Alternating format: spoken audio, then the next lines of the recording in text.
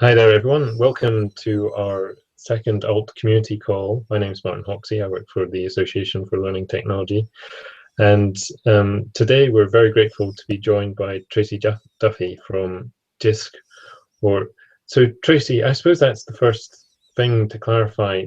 As I'm sure a lot of Alt members know, Jisc has reshaped itself over the last couple of years. So do you count yourself as Jisc or just digital media?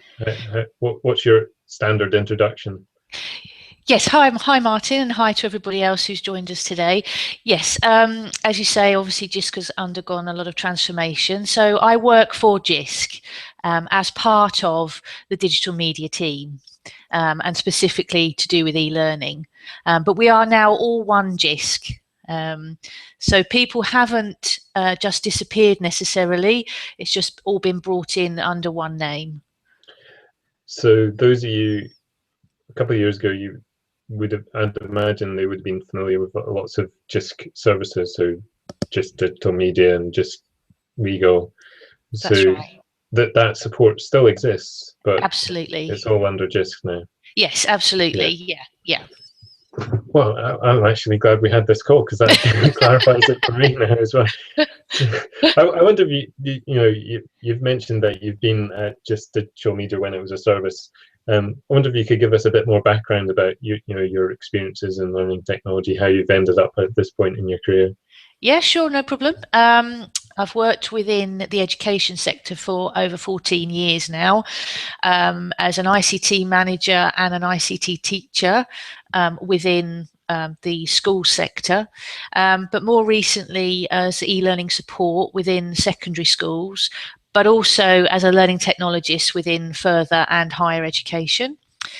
So as part of those roles, I've been involved in implementing a range of technologies, including VLEs, MIS systems, e-portfolios, and digital media systems, hence why I'm here at Jisc.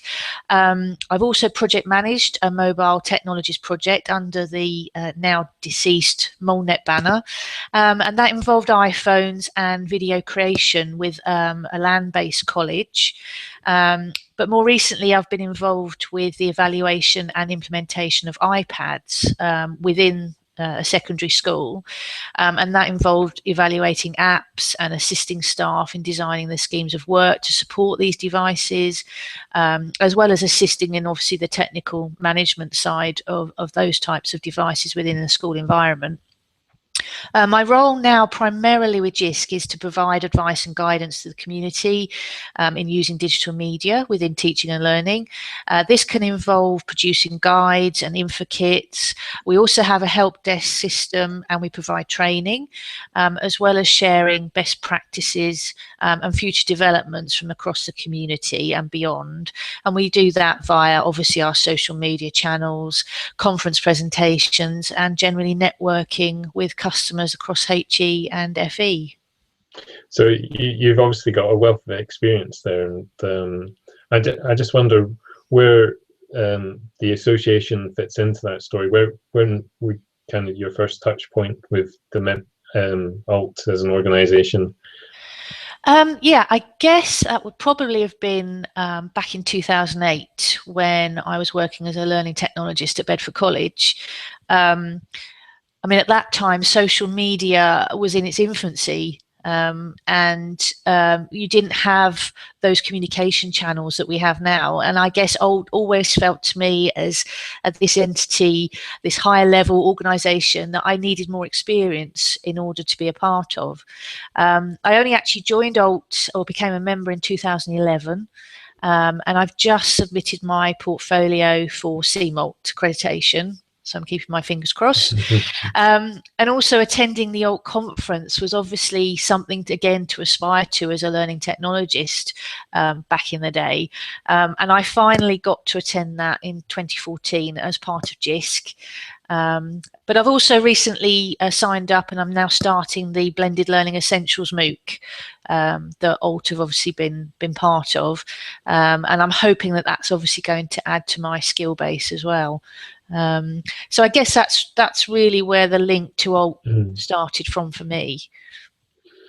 I suppose I'd I should just mention the Blended Learning Essentials MOOC. So that's on the Future Learn platform, and I think it started on the 2nd of November, but you can obviously join in late.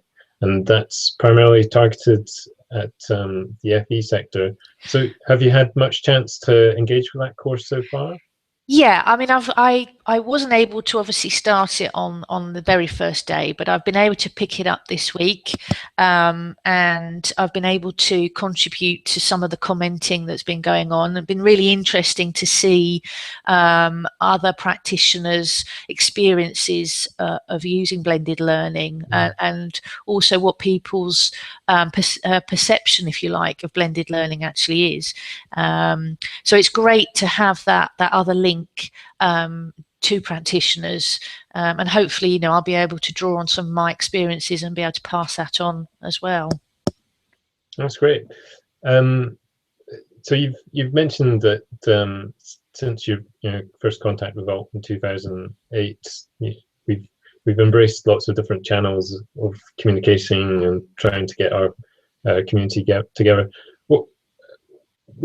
Is there a particular area of Alt that you're the community that you feel you're most active in? Probably the main Alt members mailing list is where I guess I'm most active. That's where I hope to be able to provide support, and have done so, being able to provide links to any of the Jisc activity that happens to be going on, whether it's in my area or indeed whether it's in somebody else's area as well.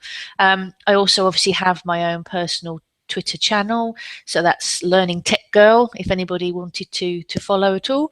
And obviously we have our own digital media Twitter feed as well, so obviously I'm tied into that as well. So it's mainly the general members Alt mailing list as well that I guess I'm really most active in.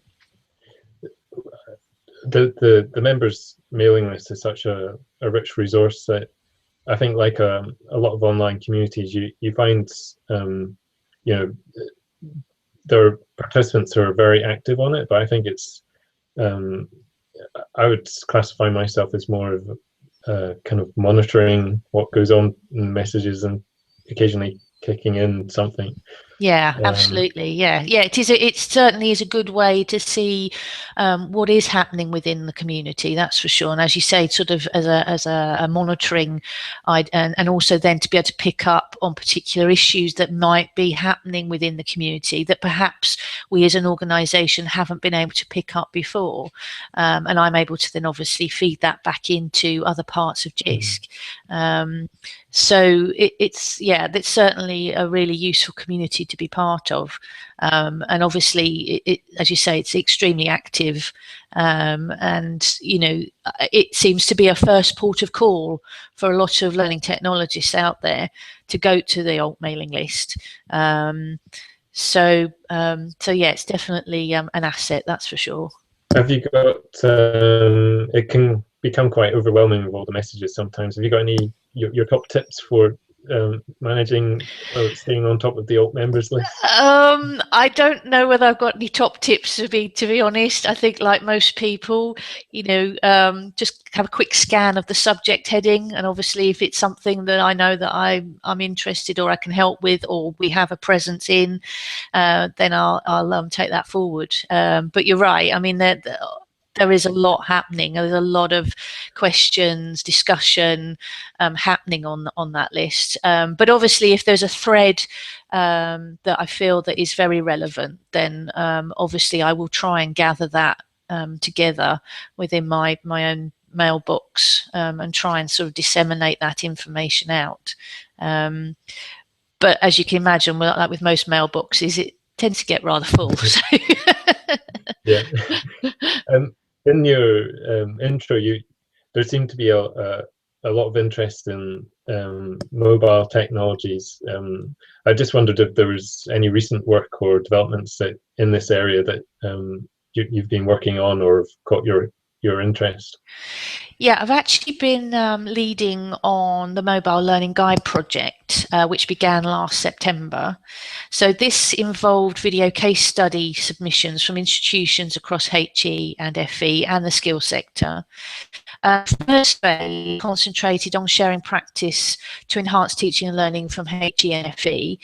And we went through a selection process, and we've included now 28 case studies into the mobile learning guide that's currently on the Jisc website as examples of practice. These cover 8 key themes. So that's assessment, feedback and submission, research, reflection, communication, sharing resources, presentation, content creation, and engaging learners with content linking. We sort of came up with those theme headings really on the basis of my own experience of teaching and learning, and knowing what a practitioner, the sort of stages they go through within a lesson plan, if you like. So we launched that content at DigiFest in March of this year, and which was fantastic. It was standing room only in the room, which was great. And we also had a selection of those contributors come along who also presented as part of that the work that they were particularly doing. So following on from that, we launched the second phase in April of this year, which is looking at mobile technology in inclusive practice. So i.e. supporting students with learning or physical difficulties or disabilities.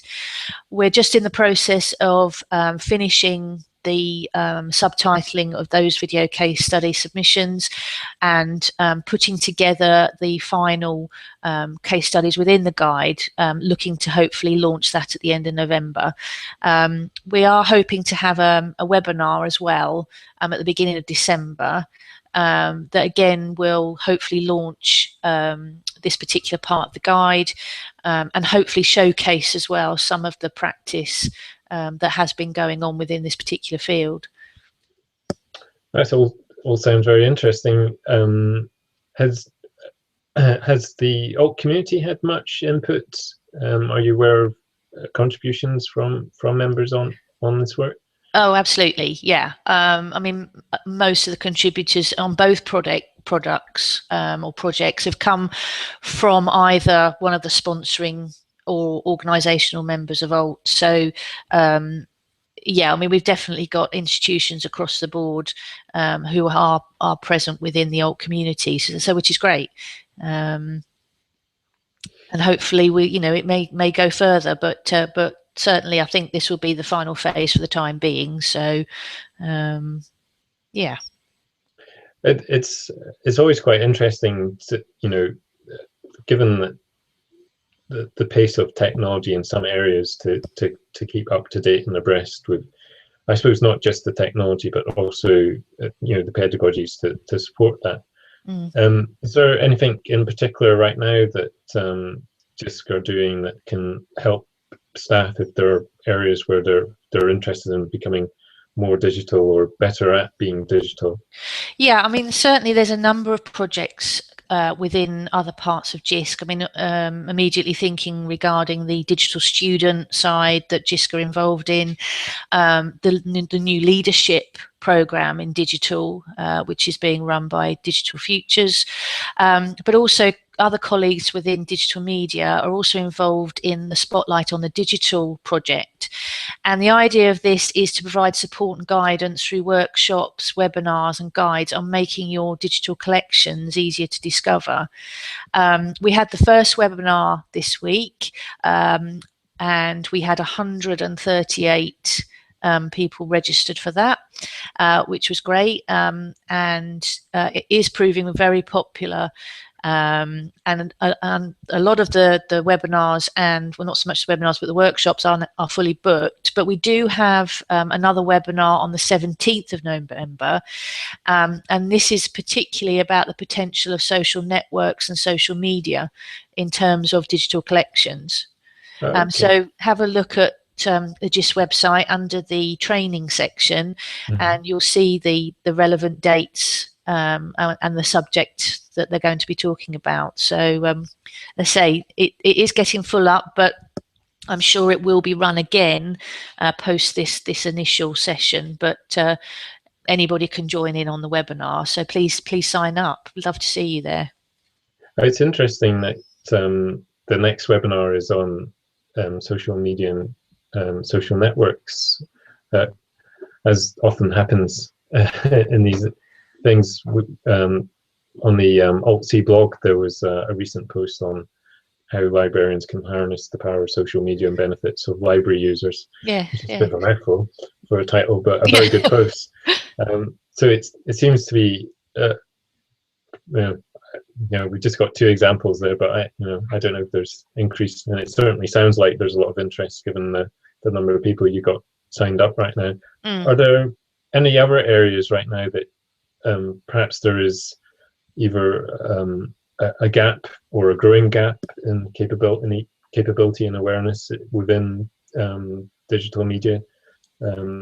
Something that caught my eye recently is obviously data and data protection with the safeguarding. Do you feel people are up to speed with, data protection is quite a complex area when you start digging into it? Yeah, absolutely. I mean, obviously there's been a number of very high profile breaches of data protection, and obviously the current confusion as well regarding the safe harbour framework that we've recently had, which I don't think obviously helps our practitioners. And it really does 2 things. It highlights some of the vulnerabilities of using technology, but I think also it can also add to some of the negativity surrounding adopting technology within teaching and learning, in the sense that we all panic, of course, when we see these things. I wrote a blog post back in May of this year, just coming back to the mobile learning examples previously, asking the question, how are you managing the storage of digital media on institution-owned mobile devices and possible safeguarding issues? This actually came from an inquiry that we had from another institution, and many institutions are providing one-to-one device programs, particularly iPads. I mean, most students have phones, but they tend not to have tablets. And the idea being that an institution feels that they have greater degree of control over what is stored and accessed on these devices. But actually, I feel that there's a gap between policies of acceptable use and digital media under this type of setup, because with a personally owned device, it's much more traceable. It belongs to somebody. So if there's any misuse involving, say, somebody taking a picture of something or a video or an audio, there is more of a trail back to the owner. Obviously, with institutionally owned devices, they tend to be bookable assets that may go out as a whole class set, and it then becomes difficult to actually trace who used it last, unless obviously the tutor is actually making some kind of list and there's a numbering system of some description. So my question was, what processes are in place to ensure that digital media, i.e. photographs and video in particular, are removed from the devices in a timely manner before they're reissued to somebody else? Whose responsibility does it lie with? Should it be the class teacher or the lecturer, or the student, or is it IT services?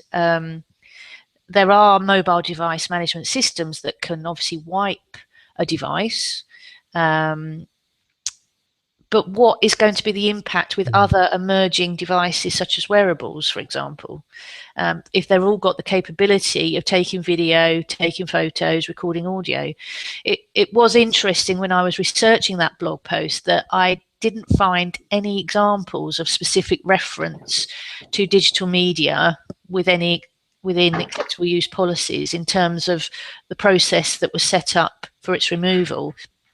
I'm still really interested about this, and if there is anybody out there listening now, or and please get in touch. I'd really like to know what institutions, how they are managing that, because I know having implemented an iPad scheme within a school environment that were all bookable assets. They weren't given to the students to take home. It was a minefield, and this can open up, as you say, an area of safeguarding and obviously this data protection that we're hearing so much about. I suppose one of the challenges with things like wearables, they weren't even being, well, I suppose wearables as we see them, obviously big tech companies come along and try and take ownership of things like wearables or mobile phones and smartphones. But that sort of thing wasn't really around a couple of years ago, and just having this kind of continual reflection, I suppose, that an institution policies that you have in place to protect you or provide that, I suppose,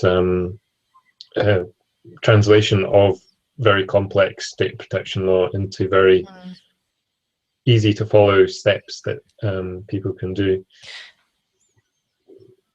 Is there, you've obviously got, it sounds like a very strong interest in mobile technology. Is anything you're seeing on the horizon with mobiles that alt members might be should keep half an eye on? I'm not sure that. I mean, obviously, there's a lot of, I guess, if you like, commercial stuff happening with mobiles. I mean, this whole idea of Apple Pay and that type of thing. How that will translate across into academia, I'm not really sure. But ultimately, the mobile will be, I guess, the place for everything. I mean, I can certainly see a mobile device being used as a registration tool, if you like, for attendance monitoring, that type of thing. In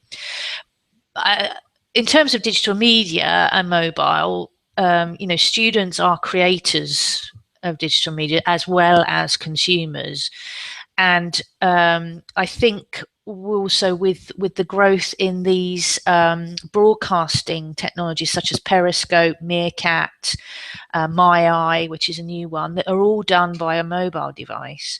I think live broadcasting is something that may have an impact. I did a presentation recently at e-learning 2.0 at Brunel on using live broadcasting within teaching and learning, and the possibilities that it could open up. So it'd be interesting to see if there's any growth in that particular area and how academic staff think that something like live broadcasting can enhance the learning experience. So that certainly might be something to watch out for. Yes, certainly. I was quite interested.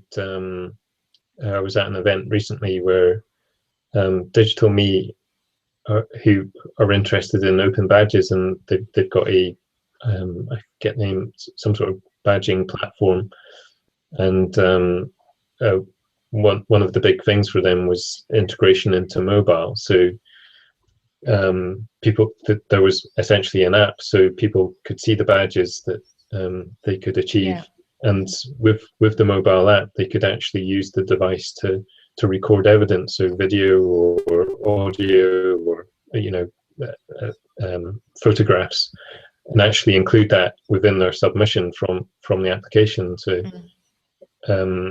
it's certainly interesting to see certain people, really trying to, I suppose, get the most out of these technologies. But obviously, an interesting space to watch.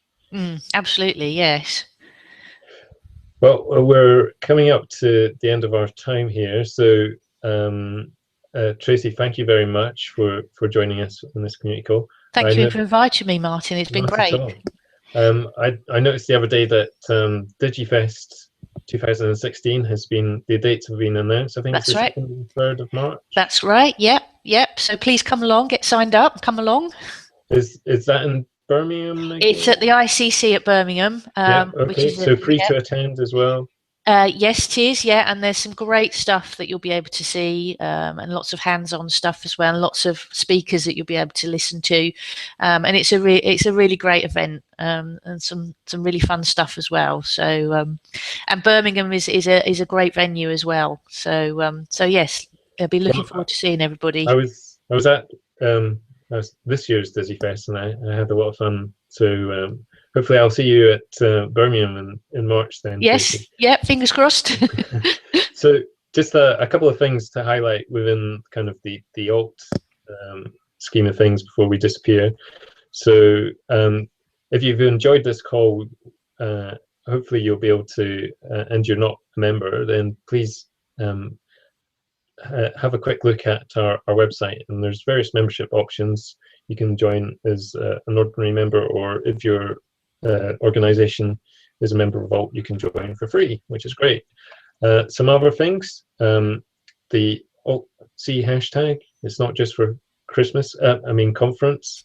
It's something we try and use throughout the year. So if you've got any useful information that you're producing, or events that you'd like to share to the Alt-C community, just use the Alt-C hashtag, and we monitor that, and we try and retweet as much as we can from the Alt Twitter account. Some other events of our own coming up. So in April next year, we're supporting OER 16, which is in Edinburgh on the 19th and 20th of April. As we were fortunate to have Lorna Campbell on our last community call, and we managed to get her to reveal that Catherine Cronin was going to be one of the keynotes. There are more keynotes to be announced. The call for papers is still open. I think it's until the 16th of November. All the details are on the website.